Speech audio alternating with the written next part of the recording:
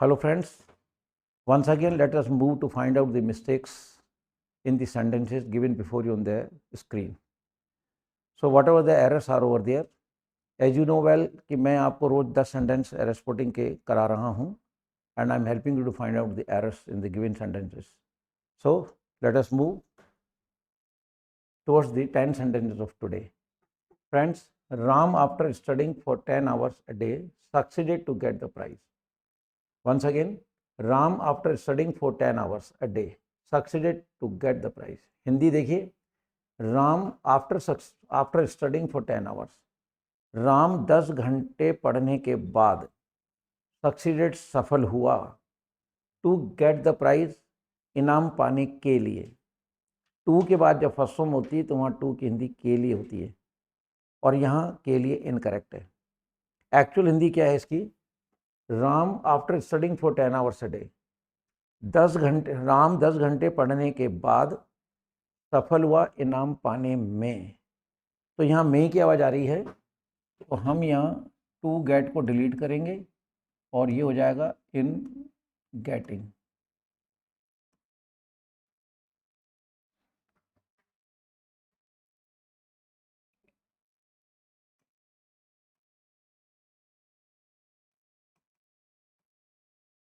In getting the price.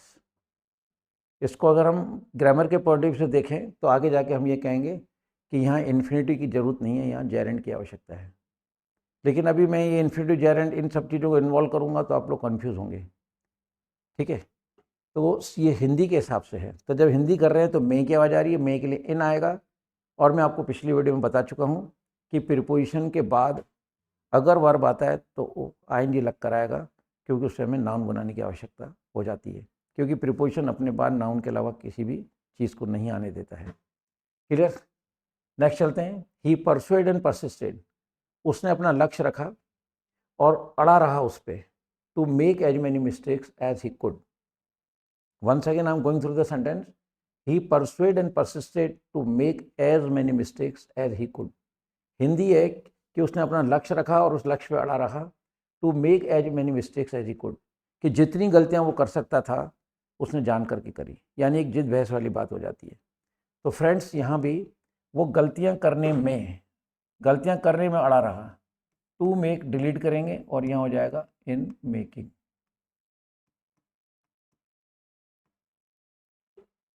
यानी यहाँ भी इन्फिनिटी की आवश्यकता नहीं है, जेरेंट की आवश्यकता है। पर अभी इन्फिनिटी जेरेंट हम बोलेंगे तो जब तक इन्फिनिटी जेरेंट नहीं पढ़ाया जाएगा तब तक हमको उस जगह उस तरफ नहीं जाना है।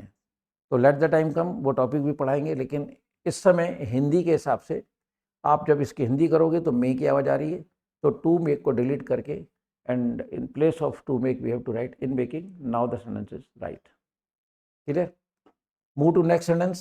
We all should try to avoid to make mistakes so far as it lies in our power. We all should try to avoid to make mistakes. ठीक है?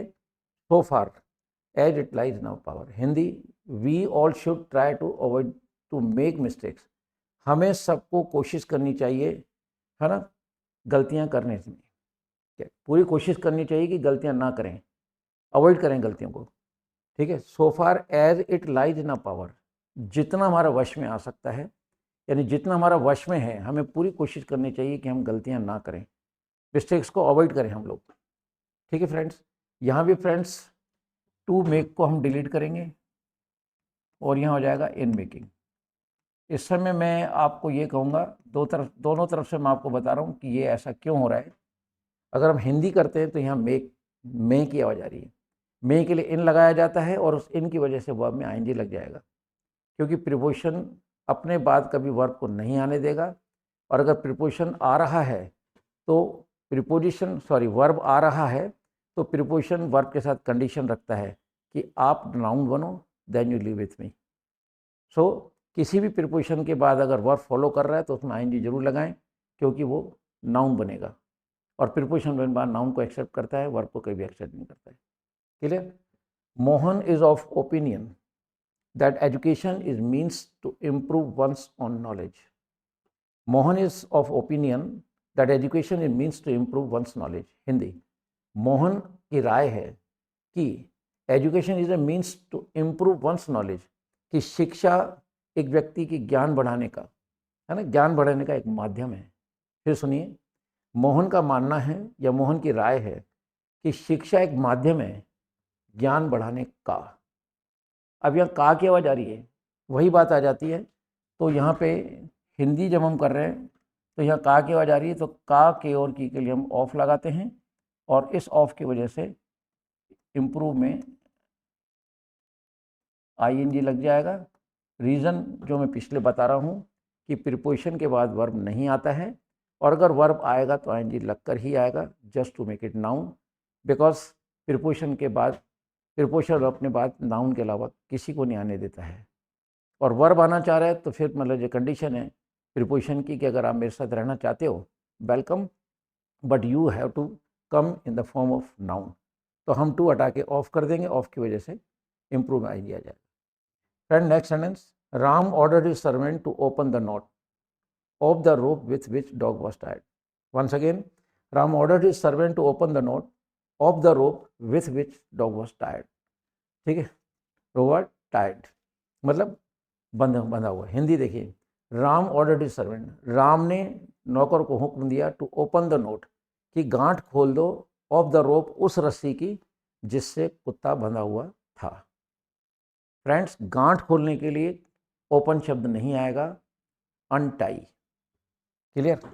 तो Ram ordered servant to untie the knot, open नहीं आएगा।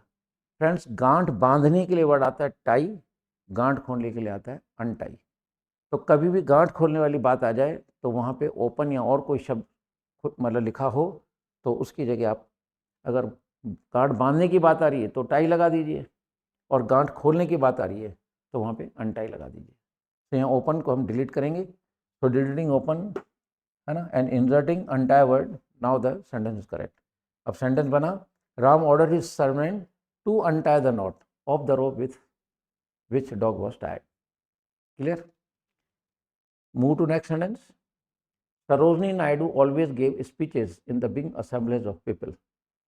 Sarojini Naidu always gave speeches in the big assemblies of people. Sarojini Naidu ने जब भी भाषण दिए तो बहुत लोग उसमें हुआ करते थे। गुड असेंबलीज का मतलब है भारी भीड़ हुआ करती थी। फ्रेंड्स, भाषण देने के लिए कभी भी गेव वर्ड यूज़ नहीं किया जाता, मेक वर्ड यूज़ किया जाता है। और ये गेव सेकंड फॉर्म है तो हमें भी मेक की सेकंड फॉर्म वेट करनी पड़ेगी। तो स्पीच देने के लिए जो फ्रेज बना है वो है मेक स्पीच, ना कि गेट स्पीच। तो इन प्लेस ऑफ गेट हमें मेक लिख दिया, तो डिलीट गेव, है ना, ये गेव हट के मेक डाल देंगे। अब ये सेंटेंस राइट है। स्पीच देने के लिए हमें मेक स्पीच वर्ड यूज़ करना है, गेव नहीं। यहाँ गेव हटेगा, ये सेकेंड फॉर्म है तो हमें भी सेकेंड फॉर्म लगानी पड़ेगी मेक की। Now the sentence right. Ramu asked Sohan, I have a dog, do you want. Ramu asked Sohan, I have a dog, do you want. Ramu ने सोहन से कहा, मेरे पास एक कुत्ता है, डू यू वांट। फ्रेंड्स, ये वांट पर सेंटेंस रुक रहा है लेकिन इनकम्प्लीट है। डू यू वांट, क्या तुम चाहते हो, क्या, डू यू वांट इट। तो वांट पे जब भी सेंटेंस रुकता है उसके बाद हमें एक शब्द और लिखकर और सेंस को क्लियर करना पड़ता है। तो यहाँ पे डॉग की बात चल रही है तो डू यू वांट इट, तो ये वांट के बाद इट इंसर्ट करेंगे। Now the sentence is right. तो Ramu asked Sohan, I have a dog, do you want it, क्या तुम्हें ये कुत्ता चाहिए।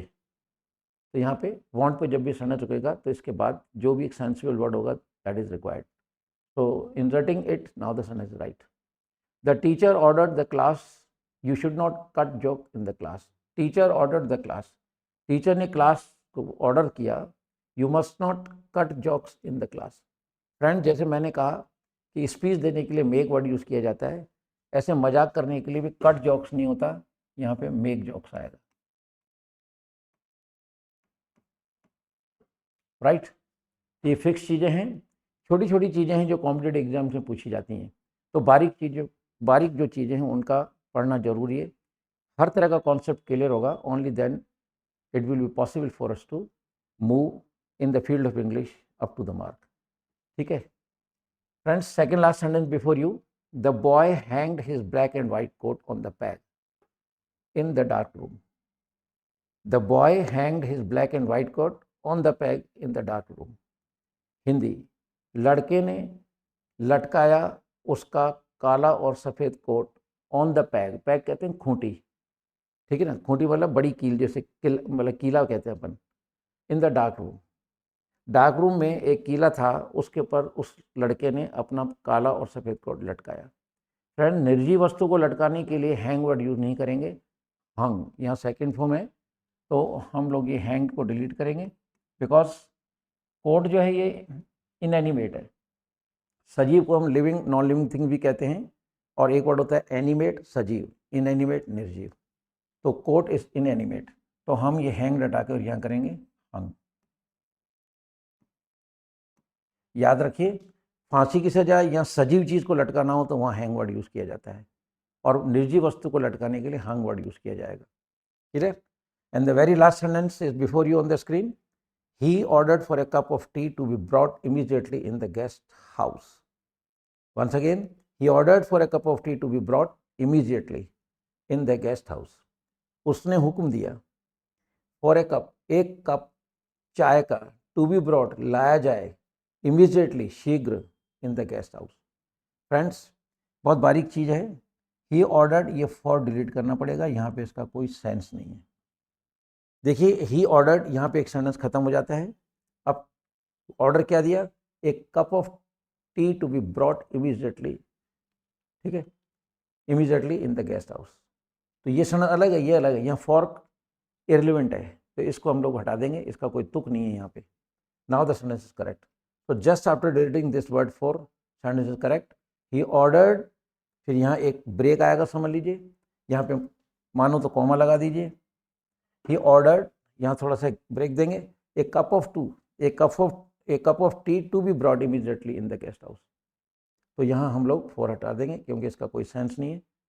सो फ्रेंड्स, ये थे आज के 10 एरर स्पॉटिंग के सेंटेंस, जिस तरह मैं आपको रोज़ दे रहा हूँ, एंड आई होप सो कि you might be enjoying this programme, और आपको करना भी चाहिए, बिकॉज जब तक स्टूडेंट लाइफ है तब तक तो ये काम आएगा ही आएगा, and in future till the last breath we cannot survive without English. So it is not and never possible to survive without English. तो जब तक हम लोग हैं इस दुनिया के अंदर, इंग्लिश में हम बोलते रहेंगे, इंग्लिश को यूज़ करते रहेंगे। So if we have the rich knowledge and if the concepts are clear, so no doubt the day will come, we will be able to speak English up to the mark. So with these words, goodbye to all of you. Jai Hind.